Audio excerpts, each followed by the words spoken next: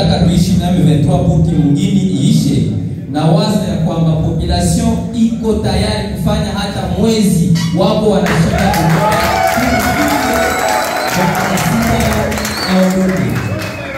ya pili. Monsieur le maire, tuliona mshangao vita ya agression rwandaise naanza. Hatu yawahi kuona M23 inaandika barua kwa kusutenir mtu mwenye iko regime ya Felix.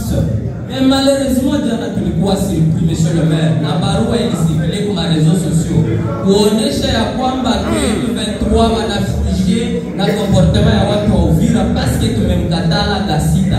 Tunajiuliza qu'est-ce qui se cache derrière cette histoire? Pourquoi M23 wanaweza kujiashane wanamsemea Gasita pendant que Gasita iko FARDC na ni regime wanasemaka regime ya Felix yenye iko kumabavu? Comment Felix atakuwa na regime ya kumabavu kisha komanda secteur yeye asemewe? Donc tuliona giza pale monsieur le maire, na mwenye alisema également que vita entre FARDC na wazalendo. Ça c'est faux et archi faux. Hakuna ni bongo mtupu, ni question tu ya kudésorienter population ya Uvira.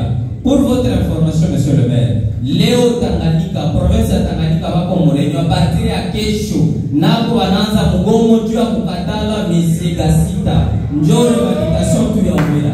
Donc tunamaliza na kusema monsieur le maire, population ya Uvira que Gasita ayaondo